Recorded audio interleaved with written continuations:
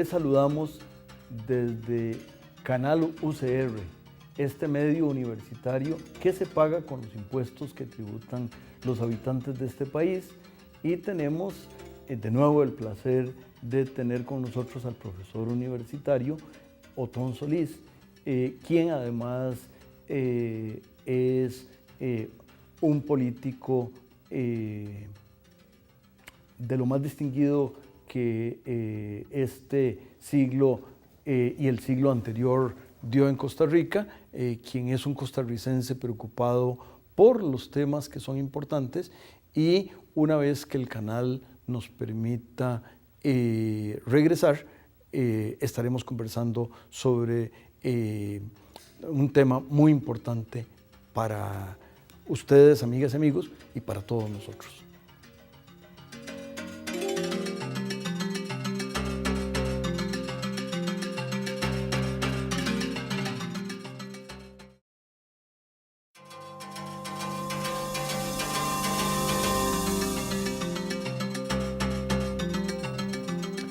Conversamos, amigas y amigos, con el generaleño Otón Solís.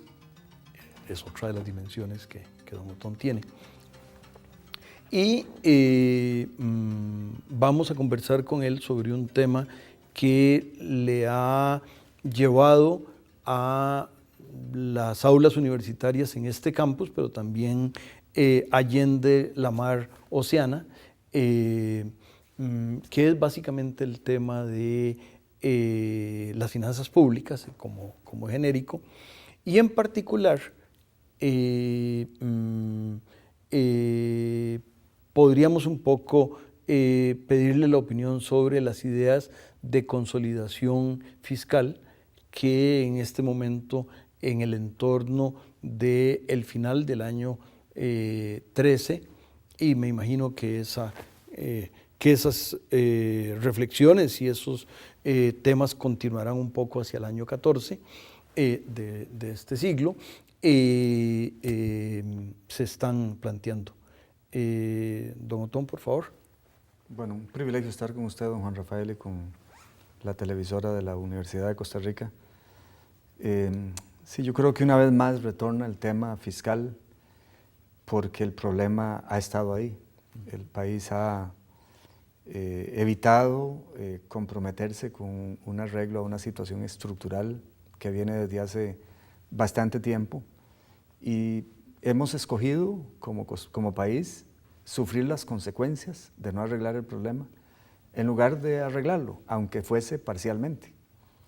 Pero las consecuencias cada vez son más evidentes, y las posibles consecuencias futuras podrían ser graves. Todos tenemos que recordar que en el gobierno de don Abel Pacheco se hizo una comisión mixta en la Asamblea Legislativa con la participación de sectores sociales, empresariales y diputados. Se llegó a un acuerdo sobre un plan fiscal para arreglar algunos de los temas estructurales y se votó en la Asamblea Legislativa, pero la Sala Cuarta validó los trucos de algunos diputados de un partido que siempre se ha opuesto a arreglar este tema, y no hubo plan fiscal, a pesar de que la mayoría legislativa lo quería. En el gobierno del expresidente don Oscar Arias hubo una bonanza económica mundial que empujó el crecimiento económico, se generaron más impuestos, y aparte de ello el expresidente Arias hizo un pacto con el movimiento libertario y don Otto Guevara para que este partido votara el TLC, y a cambio el expresidente Arias no enviaba un plan fiscal a la Asamblea Legislativa. Y bueno, en la campaña pasada, hace 4 años, la candidata Chinchilla y el Partido de Liberación Nacional negaron que había un problema fiscal. Nosotros no solo dibujamos el problema, sino que anunciamos al país que había que elevar los impuestos, que no había otra alternativa. Y eso es muy interesante, si me permite la introducción ahí, don Otón, porque normalmente, digamos, dicen, ni usted ni yo somos politólogos, somos economistas ambos, tenemos otros, yo tengo un montón de otros defectos, pero ese es uno de los míos, y dicen que nunca en una campaña política hay que decir Pero usted es un hombre que habla con la verdad y entonces... Pareció que las campañas deben ser para decirle a la gente las cosas duras. En un país como Arabia Saudita, en que los jeques están nadando en dólares, petrodólares, usted puede anunciar en la campaña, mire, vamos a hacer tal ciudad o tal isla o tal estadio de 100.000 para 100.000 aficionados. Pero en Costa Rica estamos con un déficit enorme. Usted y yo como economistas sabemos, un país que está consumiendo como 3.000 millones de dólares más de lo que está produciendo, ese es el déficit en la cuenta corriente de la balanza de pagos, es un país que no está para hacer fiesta. Hay ciertos sectores que están especialmente padeciendo la situación. Entonces hay que hacer un arreglo cuantitativo y estructurarlo de manera tal que no desmejore la situación de esos sectores y más bien la mejore. Y hacer una campaña en que no se diga qué se va a hacer con un problema de fondo, me parece una irresponsabilidad. Pero bueno, decía hace 4 años, la candidata del Partido de Liberación Nacional solo dijo, su eslogan fue seguir adelante. O sea, todo está bien, nada más es seguir adelante y traten de que no nos desviemos. Y claro, nosotros representábamos un desvío en algunas cosas que no nos gustan de cómo se han venido haciendo, pero una de ellas era anunciar en campaña con toda tranquilidad que íbamos a incrementar los impuestos.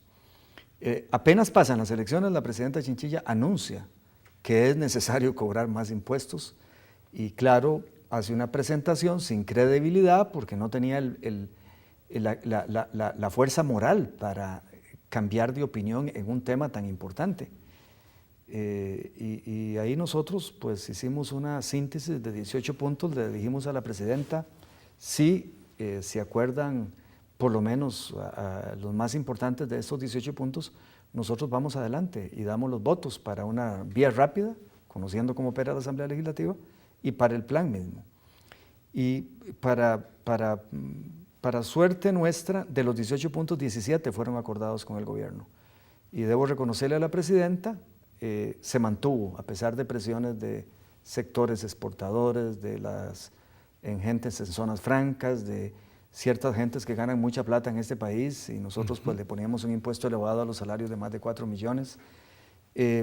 Y se sostuvo la presidenta, pasó en la Asamblea Legislativa, pero una vez más los diputados que definen que ser buen político es tener mañas, con mañas le pusieron piedras en el camino al plan y aunque se aprobó por una amplia mayoría, las mañas hicieron que la Sala Cuarta, que tampoco le interesaba mucho el plan porque era impopular, lo rechazó, a pesar de que había una mayoría legislativa. Por segunda vez entonces, después de inicios de este siglo, se aprobó un plan fiscal por el órgano que le toca aprobar impuestos y la Sala Cuarta se lo trajo abajo, montada en las mañas y las tretas de algunos diputados que no respetan las mayorías y usan todo tipo de truco para que éstas se expresen. Y ahora viene el gobierno, al final, retoma el tema y lanza una ruta para la consolidación fiscal, un documento en que se hace el diagnóstico muy bien hecho. Creo que el ministro Edgar Ayales, característico de su seriedad y rigor, ha hecho una presentación excelente, no deja tema por fuera y presenta opciones. Estuvieron ustedes, creo, usted empezando la carrera y él más o menos terminándola o algo así, en la facultad. Bueno, no en la facultad, pero sí, quizás estábamos en la facultad. Sí, estaban porque... ¿Cómo? No, don Juan Rafael, usted quizás está confundiendo otro escenario en el cual él, terminando su carrera ahí, yo estuve un tiempito en el Banco Central y él dirigía el departamento de balanza de pagos. Bueno, eso también... Y ahí lo conocí, claro. Pero él se fue rápido y yo tampoco estuve ahí mucho tiempo porque rápido me fui a estudiar fuera del país. Bueno, un poco el tema es que usted recuerda que cuando yo estaba en el 6º año de mi carrera, usted entró a la Universidad de Costa Rica por algo que usted una vez me contó, sí. Que tenía que ver con algo que, por cierto, me da un enorme placer y nos saca brevemente de este tema, que es que Costa Rica ahora finalmente tiene una tabla de insumo producto hecha de verdad, lo cual hay que celebrar, y usted puso un granito de arena, usted era el líder de eso. Y yo estuve alrededor de eso para hacerlo mal, porque también hay que decir que yo estaba muy inmaduro intelectualmente para hacerlo bien, pero el esfuerzo, y ahora el banco que ha hecho un esfuerzo muy serio y tiene gente muy buena, pero él venía 3 años atrás mío. Entonces tienen que haber coincidido, pero debe decir, usted estaba en primero y él habría estado en cuarto, etcétera. Yo lo conocí en el Banco Central. Okay. Yo trabajé un tiempito, 1 año, y el asunto es que don Edgar Ayala hace una presentación seria y con muchas opciones, y abre un diálogo, y ahí todos los jueves ha habido un encuentro en el Auditorio Nacional, y ha sido muy interesante la discusión, pero lamentablemente, digamos, el proceso muy bien, pero tiene un error, a mí me parece, y es que el gobierno está planeando presentar el proyecto concreto después de este diálogo que ha montado, escoger las opciones que se ofrecen en el documento de diagnóstico y propuesta hasta después de las elecciones. Yo le he dicho al ministro de Hacienda, el documento debería estar antes, por lo menos el 15 de enero, para que los políticos, candidatos, no tengan la oportunidad de quedarse callados o emitir criterios generales, o quedarse en platitudes e imprecisiones que le impidan al votante conocer cuál va a ser la ruta para arreglar el problema. Porque ahí, presentado el proyecto, entonces la prensa y todo el mundo se pregunta, ¿usted está de acuerdo con esto o con esto? Y lo primero es ver si los candidatos aceptan, y los partidos, que aquí hay un problema fiscal que hay que arreglar, o vamos a seguir con la irresponsabilidad de decir que no, que con quitarle algunas cosas al empleo público se arregla el plan fiscal, o que con que eliminar la corrupción se arregla el plan fiscal. El tema es muy serio, históricamente serio. Costa Rica tiene una carga tributaria baja, de aproximadamente el 13% del Producto Interno Bruto. Pero que es casi la de Guatemala, que es un país donde no hay Estado. Donde da pena. Donde Estado, entre comillas. Sí. Y don Juan Rafael, el tema es más serio por 2 razones. Una, ya el déficit del 5 y resto por ciento es grave. El tema es serio porque, por 3 otras razones. Una, que tenemos un déficit financiero, es decir, los ingresos tributarios no alcanzan para el gasto, menos para el servicio de la deuda. Estamos nosotros pagando intereses con deuda, y cualquiera persona que sepa lo que es una expresión geométrica de un problema, o el principio del interés compuesto, sabe lo que está pasando. Estamos pagando intereses sobre intereses, estamos pidiendo plata para pagar intereses. En una familia eso es quiebra segura. Eso hace que explote el endeudamiento y por lo tanto la deuda pública. Y hoy en día está alrededor del 50% del PIB, pero cuando llegue al 60% del PIB, las agencias calificadoras le hacen un check a Costa Rica, le hacen una X, le ponen una X y dicen, ojo, y eso encarece el crédito externo. Ese es el primer problema, que estamos pagando, endeudándonos para pagar intereses. Eso no siempre ha sido así. Hemos tenido déficit, pero el gasto es inferior el gasto sin intereses y servicio de la deuda es inferior al ingreso tributario. El segundo problema... Tal vez el segundo problema, don Otón, si usted lo tiene a bien, invitamos al canal a que nos regrese una vez que nos interrumpa y continuamos.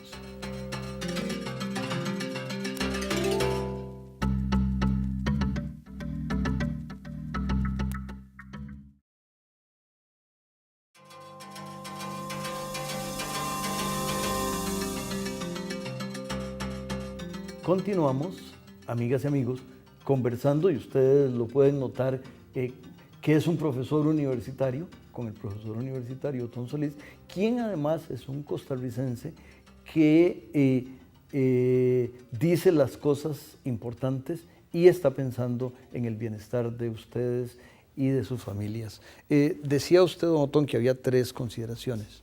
Que agravan el tema fiscal, aparte de que ya el 5% y más es complicado.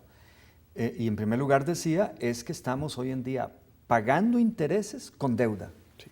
Y eso incrementa geométricamente la deuda pública. En segundo lugar, nosotros estamos no cumpliendo con la calidad y la cantidad de servicios que se requieren para mantener el nivel de desarrollo del país. Porque acaso estamos tranquilos como está la seguridad ciudadana, la infraestructura, la calidad de la educación pública, etcétera. Entonces, el déficit, estamos gastando mucho más de lo que recibimos en impuestos, a pesar de que no estamos gastando lo que se necesita para mantener el nivel de desarrollo, si queremos que crezca el país. Claro, e incluso la calidad de la educación privada, porque si tuviéramos mucho dinero, como Arabia Saudita, decía usted, podríamos no solo Claro. Financiar muy bien la educación pública, sino aquella parte de la población que opta por educación privada, también le podríamos poner Exacto. un apoyo, pero ¿de dónde si no tenemos Exacto. ni para lo de la casa? Ese segundo tema es complicado. Y el tercero es, y esto es de las cosas más complicadas que tenemos, el gobierno tiene que pagar intereses sobre la deuda, que reitero es ya como de 10 millones de colones. Es como es una cifra, no, es 12,5 millones de colones. Es la mitad del PIB. Y el PIB anda como por 25 millones de colones. Pero hoy en día, como los intereses en el mercado internacional y nacional están tan bajos, de hecho, de los más bajos de la historia, Sí. entonces el servicio de la deuda es muy bajo y por lo tanto el déficit bajo también por esa razón. Pero las tasas de interés, no hay ninguna duda que en 3, 4 años van a haberse duplicado como mínimo. Y entonces el servicio de la deuda se va a incrementar y el déficit va a ser aún mucho mayor. Sobre todo porque cuando si no hacemos, le entramos ahora al problema, el déficit va a ser más elevado, es decir, la deuda pública va a ser más elevada. Es decir, hoy en día, por cada punto porcentual que se incrementan las tasas de interés, el déficit se incrementa en medio punto. Y si van a subir como 3 o 4 puntos, quiere decir que si se mantuviera la deuda como está hoy, el déficit se va a incrementar en 1,5 a 2 puntos porcentuales del PIB, solo por servicio de la deuda. Entonces, hay que detener esta espiral y pasa por eliminar desperdicios, corrupciones, duplicidades, pero también se requieren nuevos impuestos. Y ahí es donde es necesario que el país conozca qué van a hacer los candidatos. Y mientras el gobierno no presente un proyecto concreto en que esté ítem 1, 2, 3, que la prensa y en los debates se le pueda preguntar a cada uno, ¿y usted qué va a hacer? Nos complicamos y ahí es donde yo difiero de la estrategia del gobierno, de no presentar este proyecto antes del 15 de enero para que hayan por lo menos 15 días de campaña en que en este tema tan serio digan, y sobre todo me parece, ¿qué van a hacer? Y sobre todo me parece el candidato del gobierno y del partido que ha causado el problema. ¿Cómo va a ser que no tengamos la oportunidad de escuchar de don Johnny Araya en caso de que él ganase, qué intenta hacer? Porque mientras tanto lo que hay es una batería de opciones y no hay entonces que definirse en relación con un proyecto concreto. Y yo le estoy enviando, debo decirle, acaba de terminar de redactarle esta mañana una carta al candidato Araya, diciéndoles algunas de las cosas que el gobierno está planteando como opciones para ver qué opina. Por ejemplo, que no se llegue al 8% de presupuesto para la educación. Por ejemplo, que se le quiten algunos de los pluses que reciben anualidades y otras cosas en el sector público. Digo, yo no estoy diciendo cuál es mi posición. Quisiera que hubiera un debate sobre eso y que nosotros los que estamos en las papeletas diputadiles dijéramos con claridad qué opinamos de cada una de las opciones. Y la forma de obligarlo sería que el proyecto esté listo. Yo le voy a insistir a don Edgar que trate de que el proyecto esté listo antes del 15 de enero para escuchar a la academia y a la gente que asuma posición antes de las votaciones y que el votante sepa por qué está votando y no otra vez caer en el ciclo del engaño, de disimular un tema difícil, poco electoral en campaña y después en gobierno ya atenerse a que ya alguien ganó y decir ahí todas las cosas. Es en campaña que deben decirse las cosas duras. Y para usar la introducción que usted hizo, que al final lo que vaya a salir no se vaya a cruzar otra vez la interacción de la sala con algunos diputados, porque ya tenemos 2 capítulos, como usted muy bien lo ilustró. Este país, donde jóvenes, no tan jóvenes como usted, nos siguen a los que ya somos adultos mayores, lo único que hace es implicar que mi generación empieza a producir un poco menos y a demandar un poco más. Y todo permite pronosticar que un día llegará la cohorte suya y las que vienen atrás, y los hijos suyos, las hijas suyas llegarán, y etcétera. Entonces, una de las cosas que está clarísima es que el Estado costarricense tendrá muchas más cosas que hacer, y además, y esto está muy bien, las vamos a querer de mejor calidad. Claro, claro, el Estado tiene un papel para mejorar lo que ya tenemos, y don Juan Rafael, cosas que no se están haciendo, en que el Estado necesariamente tiene que jugar un papel. Por ejemplo, la ciencia y la tecnología y la innovación. No conozco un país que haya tenido éxito o que esté teniendo éxito que no dedique recursos públicos para, en conjunto con el sector privado o en laboratorios públicos, hacer investigación y desarrollo tecnológico que permita ganar espacios de competitividad, produciendo patentes, que destine recursos a investigación en las ciencias exactas y en las ciencias sociales. Y este país está invirtiendo en ese rubro una cifra ridícula. Estamos como a la mitad en relación con el Producto Interno Bruto de lo que invierte América Latina. Andamos como por menos de un 0.4% del PIB, o sea, menos de la mitad de un 1%. El promedio de América Latina es 0.80 y resto. Muy bajo, además, claro, en relación con los países exitosos. Y Corea, por decir algo, y perdón que cruce ese, pero estaba pensando de cómo le ha dado vuelta. Es decir, a uno un día le pareció que los fineses con su Nokia habían revolucionado, y entonces uno decía, qué bien. Bueno, pero luego se les cayó eso, pero entonces vino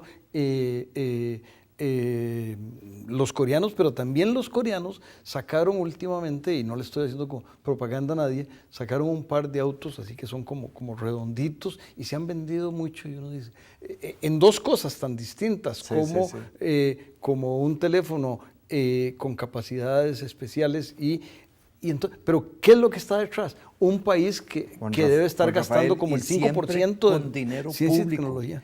Hay dinero privado, pero en países súper ricos como Estados Unidos, con empresas multinacionales que tienen enormes superávits para invertir en investigación, desarrollo e innovación.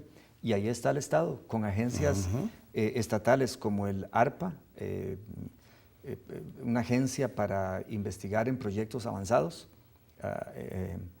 Advanced Research Projects Agency, y gastando miles de millones de dólares por año. Y esa cifra de intervención del Estado no la cuestiona ni el Tea Party ni la ultraderecha, que detestan el rol del Estado, porque saben que ahí se acaban las ideologías, que si se quiere ganar espacios de competitividad y mantener el edge, mantener una ventaja en los mercados internacionales, las empresas norteamericanas tienen que tener ventaja tecnológica. Y entonces el Estado interviene y hacen investigación con laboratorios de universidades públicas o privadas y con laboratorios de empresas privadas y con plata pública para hacerlo. Ahora, eso es un país que ya tiene una dinámica de sector privado, reitero, con superávits como para poder invertir. Ni se diga en este paisito. En Costa Rica deberíamos ser pioneros en, por ejemplo, investigar cuáles son las plantas que compiten, por ejemplo, con la lechuga, que son capaces de absorber los insectos para que se paren en esas plantas y no en la lechuga, de tal manera que podamos ser pioneros en agricultura orgánica, que cada vez tiene más espacio en los mercados internacionales y en el nacional. Nosotros deberíamos ser pioneros en todo lo que es el procesamiento de residuos sólidos, en la producción limpia e industrial. Deberíamos ser pioneros en tener información de inteligencia industrial para conocer cuáles son los procesos ambientales o el daño ambiental que algunos productos que importamos causan, allá en China, allá donde sea, en Estados Unidos, en Alemania, y tener una política tributaria de impuestos de la importación que castigue esos productos que castigan el ambiente, y afamarnos porque nosotros tenemos una coherencia en el tema del ambiente. Todo eso requiere investigación, todo eso requiere dinero, y y podríamos ganar competitividad ahí. Digamos que en nanotecnología, en otros temas, va a ser difícil equipararnos con Alemania, Japón, Estados Unidos. Pero en estos temas, en que ya se ha caminado en una cultura proactiva en el tema ambiental, nosotros deberíamos dar los pasos hacia lo que ahora no es visible, a la investigación y a generar conocimientos que nos sitúen en las fronteras de la economía ambiental, agrícola, industrial, de servicios, etcétera, y ganarnos un espacio en ese mercado internacional, porque la ruta que hemos seguido de importar paquetes tecnológicos, llave en mano, y pagar patentes, y pagar royalties, y pagar derechos de uso, y traer aquí ensambladoras, eso no nos ha dado ventaja tecnológica. Más bien tenemos que estar pagando tanto que en la cuenta corriente de la balanza de pagos se nos va un poco de plata para afuera. Para ganar competitividad y superar ese déficit que tenemos en el comercio exterior, tenemos que hacer este tipo de cosas. Es lo que ha hecho todo país. Y yo creo que ahí hay un espacio de discusión nacional, si vamos a hacer por esa ruta o cuál va a ser la ruta. Va a ser la ruta de la mano de obra barata y apenas medio mejora el bienestar de los trabajadores, se nos van a las empresas o empiezan a amenazar que reduzcan cargas sociales, que les quiten impuestos. La idea es competir con eficiencia, entonces que se pueda pagar impuestos por parte de esas empresas. Me parece que esto de alguna manera sugiere que eso sí y otros temas lo van a tener muy ocupado en Cuesta de Moras. Y me parece que también puede ser que por ahí haya estado el asunto de que, si yo no entendí mal, usted al principio no estaba del todo convencido, y creo que dada su seriedad, el que haya cosas que hacer arriba de Cuesta de Núñez o Cuesta de Moras, no, me parece, además esto es más general, pero me parece que hay una oportunidad. Estaba programado yo para ya no profundizar mi presencia en la academia, iba a pedirle a ustedes, los jefes ahí en economía, que me dieran, tengo medio tiempo ahora, que me dieran un poquito más. Tenía contratos con un par de universidades norteamericanas, pero bueno, es un cambio de vida regresar a esto, y entonces es fácil para uno construir la ilusión de dónde puede estar el valor agregado, dónde puedo aportar, porque hay gente buena, por supuesto, en el país. Pero ahí, don Juan Rafael, yo realmente voy a apreciar cualquier consejo de la academia, de personas como usted, para hacer una buena tarea. A Costa Rica le urge que nos salgamos del berenjenal político, de ese caudal bullicioso de agua política que transita y deja mucho ruido y nada pasa a veces. Y dar el paso hacia lo que no es tal vez muy popular, muy visible, pero que en el mediano plazo es lo que nos puede desarrollar. Y yo los consejos los voy a apreciar de la gente que desde la distancia ha estado viendo el desarrollo y puede utilizarme a mí para darle vida a algunas ideas. Claro, y además, don Otón, vuelvo a sacar a sus hijas, que ya no deben ser pequeñitas de kindergarten, sino que no nos cuente, pero porque nos queda como un minuto, pero también porque yo tengo un nieto de 7 años y usted tiene hijas que estoy seguro, o imagino que son mayores que los 7 años. Entre 11 y 16 están. Bueno, ese es el país de ellos, es el que tenemos que pensar. No sé si nos tiene en un minuto y que nos queda alguna reflexión final sobre los retos fiscales o no de este país. No, yo creo además en este tema fiscal, don Juan Rafael, aquí hay gente que no le interesa salvar al Estado y es coherente con su ideología. Yo, si fuese de derecha, estaría deseoso de que el Estado esté medio quebrado, que no preste servicios para justificar su cierre y su privatización. Y si fuera de izquierda, también creería que se quebrara para que hubiese un caos tal que justificara el nacimiento de un líder como Chávez o esa gente que realmente quiere hacer cambios pues muy radicales.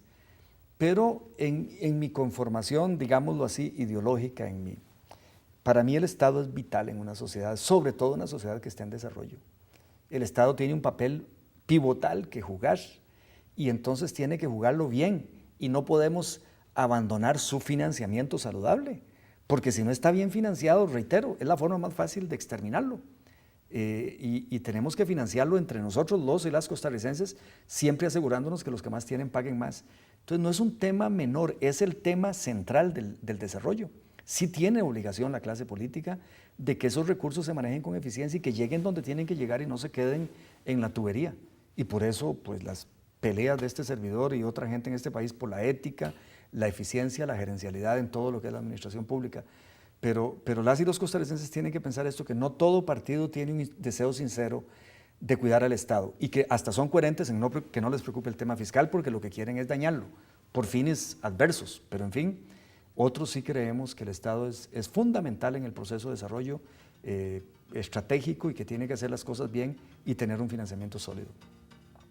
Pues con esa reflexión tan importante y tan sólida, le decimos a las amigas y amigos que en las mismas circunstancias y tiempos en las cuales nos han acompañado, les tendremos un programa la próxima semana que esperamos que tenga para ustedes el interés que estoy seguro que tuvo. Muchas gracias, don Otto. Mucho gusto.